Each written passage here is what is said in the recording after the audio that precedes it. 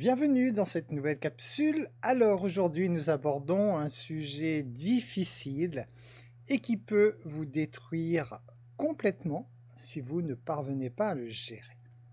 Comment faire pour traverser cette expérience douloureuse et en ressortir plus fort? C'est ce que nous allons voir dans cette vidéo, comment gérer l'infidélité dans le couple. Alors, les couples se forment, bien sûr. Ils vivent des moments de bonheur intenses. Ensuite, la routine s'installe. Les conflits apparaissent. Vous le savez, ce sont les blessures en fait qui se réveillent et certains passent par l'infidélité pour retrouver du bonheur et du plaisir dans leur vie. Vous le savez, l'être humain est attiré par le plaisir. S'il souffre dans sa vie, il cherchera instinctivement à trouver du plaisir. Ceci dit, nous savons que personne d'autre que vous n'est responsable de votre souffrance, car celle-ci est liée à la non-acceptation. Alors l'infidélité est certainement la plus grande souffrance qu'on puisse connaître dans un couple. Pour peu que vous ayez déjà une blessure de trahison, cette douleur va être encore plus forte. Je vous rappelle qu'il existe plusieurs blessures de l'âme, dont la blessure de trahison. Et effectivement, quelqu'un qui a une blessure de trahison va avoir encore plus de difficultés à vivre l'infidélité, bien sûr, parce que à ce moment-là, sa blessure est vraiment réveillée. À travers le mariage, le couple s'engage à être fidèles l'un envers l'autre. Imaginez alors quelqu'un de marié qui est infidèle.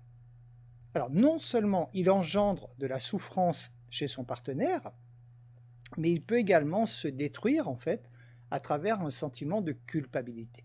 Il va pouvoir effectivement culpabiliser par rapport à son acte et par rapport naturellement à l'engagement qu'il a fait à travers donc le mariage. De nombreuses, très nombreuses maladies graves en fait peuvent être déclenchées suite à une infidélité. C'est normal dans le sens que nous vivons à ce moment-là des émotions très intenses qui peuvent être donc tout simplement un traumatisme chez les personnes qui vivent cela et automatiquement le corps réagit en conséquence de ce gros stress qui apparaît dans la vie de la personne. Nous savons aussi donc qu'un des piliers de la relation de couple, en tout cas d'une relation de couple réussie, ça repose sur la confiance. Alors, comment continuer à avoir confiance en son partenaire lorsque celui-ci vous a trahi? Ce n'est pas simple, bien sûr. L'infidélité, en fait, est souvent vécue comme un moment de faiblesse, un moment où l'instinct animal a été plus fort, en fait, que la raison. Lorsqu'une personne est victime d'infidélité, c'est peut-être un moment très difficile à traverser. De nombreuses émotions, bien sûr, peuvent surgir à ce moment-là, comme la colère, la tristesse, la trahison, la solitude. Voilà, la personne est alors bombardée donc à travers toutes ces émotions qu'elle vit.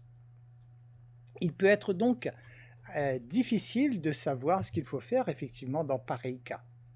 Que faire ensuite après avoir vécu l'infidélité? Certaines personnes choisiront de rester dans la relation et d'autres choisiront d'y mettre fin. Ça c'est propre à chacun, ça dépend vraiment comment chacun va pouvoir vivre cette expérience d'infidélité. Alors si vous êtes victime d'infidélité, il est important de faire ce qui est bon pour vous, étant entendu que votre décision doit vous permettre d'être en paix en fait avec vous sur le long terme. Donc la décision à prendre sera fonction ira en tout cas dans le sens de vous sentir bien sur du long terme. Si vous quittez votre conjoint juste après, dans l'idée de le faire souffrir, et que vous-même vivez en permanence dans la colère, ou alors dans un sentiment de trahison, dites-vous qu'à ce moment-là, vous ne faites pas le bon choix. Pourquoi? Vous l'avez bien compris, tout simplement parce que vous allez générer sans cesse, chaque jour, des émotions négatives et vous allez donc vous autodétruire. Quelle que soit votre décision, vous devez toujours le faire dans le sens où vous êtes en paix avec votre décision et que votre décision vous amène à vous sentir bien. À ce moment-là, vous pouvez en parler à quelqu'un pour vous aider à vous y retrouver, comme un thérapeute par exemple, ou un conseiller, puisque ce sont des moments délicats et il vaut mieux faire appel à des professionnels lorsque vous êtes donc dans ces situations délicates. Évitez d'aller demander à vos amis des conseils, parce que souvent eux-mêmes ne savent pas quoi faire et vous n'aurez peut-être pas les meilleurs conseils. Alors, pour éviter l'infidélité, certains se mettent en fait à fliquer leur conjoint, à fouiller dans leur téléphone, leur poser 1001 questions quand ils rentrent à la maison, etc. Dites-vous bien que cette façon de faire, en fait, prouve, à travers les actes que vous faites, prouve en fait que vous n'avez pas confiance en votre conjoint et donc, en fait, ça détruit la base essentielle du couple, on en a parlé, donc la confiance. Donc ce n'est absolument pas la bonne façon de faire. Alors, que faire dans pareil cas? On va voir, on va pouvoir faire des choses pour éviter que ça n'arrive et on va voir aussi comment agir si jamais c'est arrivé. Donc, tout d'abord, posez-vous la question, qu'est-ce qui peut inciter mon conjoint à être infidèle? Donc là, c'est une question à vous poser avant que la situation ne se dégénère. Donc posez-vous cette question pour que vous-même puissiez prendre conscience de ce qui pourrait amener votre conjoint à être infidèle pour pouvoir rectifier avant que cela ne se produise. Alors évidemment, un conjoint est infidèle s'il ne se sent pas bien dans son couple et que le climat de confiance n'est pas instauré. Revenez toujours aux valeurs essentielles. Quelle est la raison d'être d'un couple? Ce sont deux personnes qui décident de vivre ensemble pour partager davantage de bonheur ensemble. Il est évident que si dans un couple, les individus ne s'épanouissent pas, s'ils ne ressentent pas de bonheur, de joie, et qu'en plus il n'y a pas de climat de confiance, on va dire que les bases, les fondations du couple ne sont pas en place. Je vous rappelle que le bien le plus précieux que vous avez, dont vous pouvez disposer, c'est la liberté de penser, la liberté d'être vous-même. Et si vous avez affaire à un conjoint ou vous-même par rapport à votre conjoint, cherchez sans cesse à priver votre conjoint de cette liberté d'être lui-même, à ce moment-là, vous détruisez effectivement l'essence même du couple, vous détruisez ce que l'autre a de plus précieux. Et vous courez malheureusement le risque donc de voir que votre conjoint soit vous quitte, soit vous trompe un jour parce que vous êtes en train inconsciemment de le priver de ce qu'il a de plus précieux.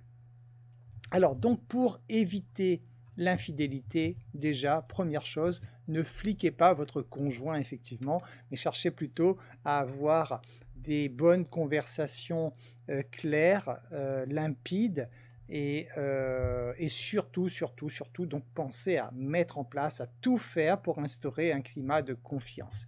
Il est évident que si votre conjoint se confie à vous et que vous le critiquez ou que vous vous mettez en colère, il ne va plus le faire, donc vous allez complètement couper la communication.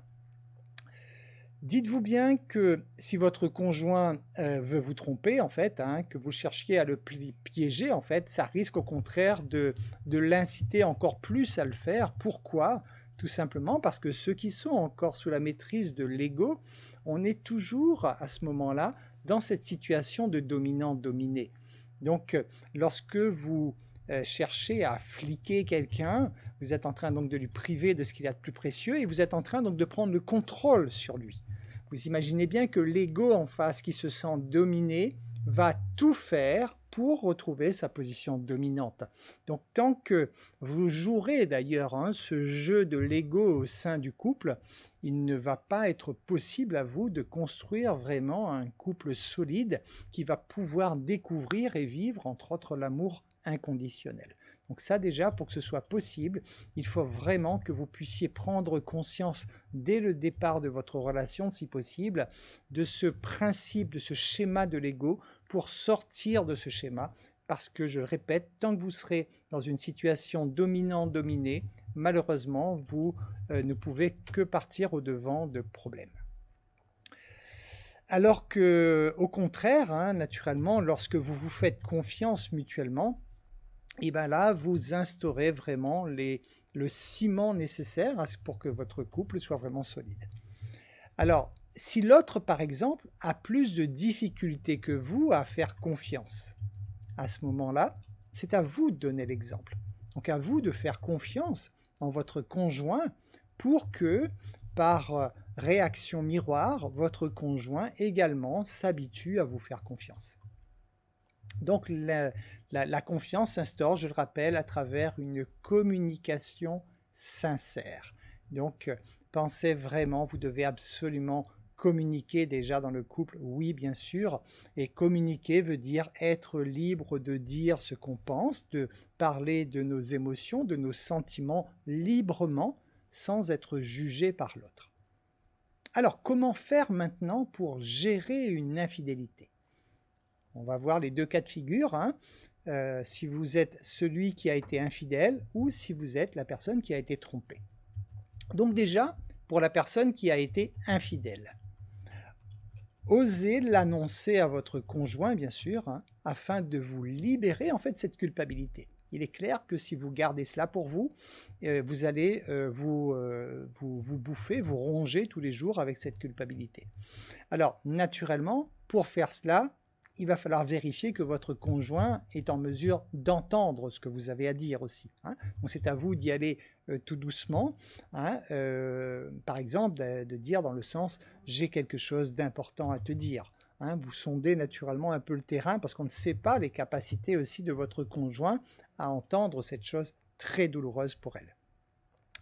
Demandez à votre conjoint également de vous pardonner, hein, parce que c'est vous qui n'avez pas respecté votre engagement en fait, hein. Lorsque que vous soyez marié officiellement, vous vous engagez officiellement. Quand vous vivez ensemble, on va dire que c'est un engagement officieux, mais l'engagement reste quand même de base, la base d'un couple. L'engagement reste la fidélité, bien sûr, d'être fidèle à l'autre. Donc faites tout ce qui est ensuite en votre pouvoir naturellement pour arranger les choses. Par contre, comprenez par avance que l'autre peut ne pas accepter vos excuses et l'autre pourrait estimer que les efforts que vous faites ne sont pas suffisants à hauteur de la souffrance que cette personne peut vivre. Se mettre à la place de l'autre, bien sûr, toujours pour mieux comprendre l'autre, et là on est dans la relation humaine de façon générale, vous devez toujours vous mettre à la place de l'autre. À ce moment-là, posez-vous cette question, comment est-ce que je réagirais si mon conjoint me trompait? Déjà là, ça vous permet de vous positionner à la place de l'autre pour mieux comprendre la réaction de l'autre tout simplement. Acceptez également, vous, à votre niveau, votre faiblesse, parce que vous avez été faible, ça y est, c'est passé, c'est fini, donc acceptez-le pour éviter de souffrir en permanence. Par contre, grandissez de cette expérience et donc imposez-vous en fait d'être plus fort que votre instinct animal en fait à l'avenir. Donc c'est à vous de vous dire que c'est de l'autodiscipline tout simplement, à vous de vous arranger pour que ça ne se reproduise plus. Et il est évident que pour que ça ne se reproduise plus, il va falloir changer des choses également dans la relation. Il va falloir donc mettre à plat les problèmes qu'il pourrait y avoir au sein du couple pour que chacun puisse effectivement travailler sur lui pour améliorer cette relation. Ensuite, dernier point pour celui qui a été infidèle, c'est que vous devez assumer l'entière responsabilité de vos actes, bien sûr. Maintenant, comment faire si vous êtes du côté de celui qui a été trompé? À ce moment-là, faites preuve tout d'abord de compréhension. Je vous rappelle que seul l'amour peut guérir toutes les blessures.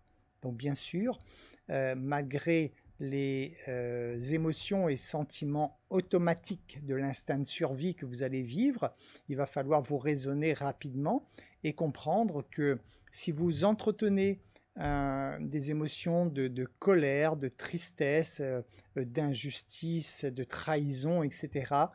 Vous le savez, c'est de l'autodestruction pour votre corps, donc vous êtes en train de vous autodétruire.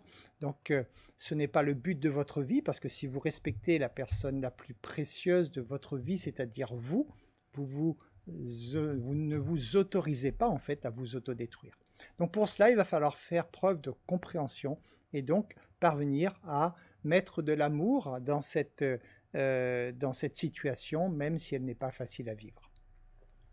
Ensuite, soutenez-vous mutuellement, hein, vous et votre conjoint, parce que votre conjoint a peut-être besoin d'aide, besoin d'être épaulé, peut-être qu'il y avait des choses qui viennent de vous aussi, peut-être un manque de communication, qu'importe. Hein. Donc, à vous de vous remettre en cause tous les deux, en fait, pour vous dire que c'est une expérience que vous traversez.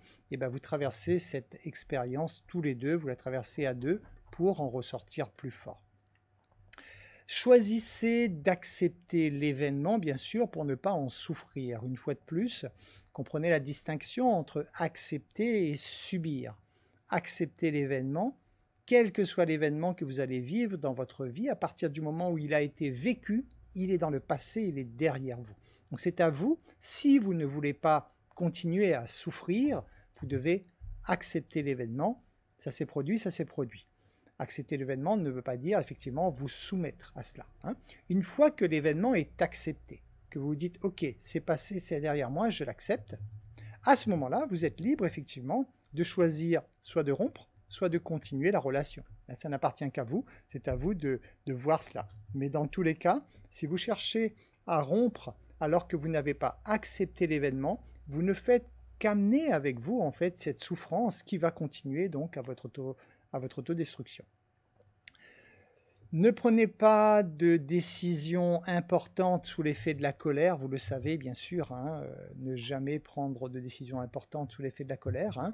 Laissez-vous le temps nécessaire en fait hein, de pouvoir y réfléchir et donc de prendre les décisions qui s'imposent, mais lorsque vous êtes vraiment en paix avec vous, lorsque vous êtes au calme.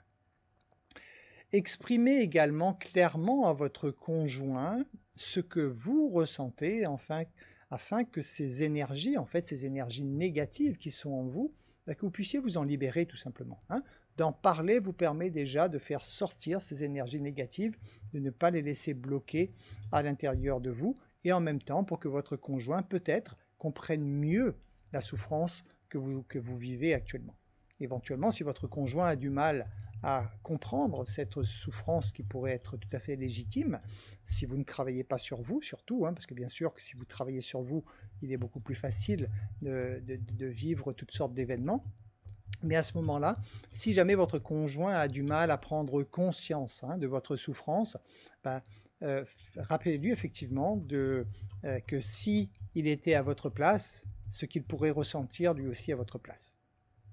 Et pour terminer, naturellement, encore une deuxième fois ce conseil, si vraiment vous estimez que c'est un événement beaucoup trop compliqué pour vous à vivre hein, au niveau de votre vie, que ça vous fait beaucoup trop souffrir et que vous ne vous en sortez pas, faites-vous aider par des professionnels. Ils sont là pour ça, ils savent comment vous expliquer pour gérer ce type de situation. Voilà. Je vous remercie pour votre écoute. J'espère que ces conseils vous seront utiles, si possible, pour éviter que cette situation ne se produise. Maintenant, si jamais elle s'est malheureusement produite, j'espère que ces conseils vous seront utiles pour vous aider à rebondir dans pareille situation. Je vous remercie pour votre écoute et je vous dis à très bientôt dans une nouvelle capsule.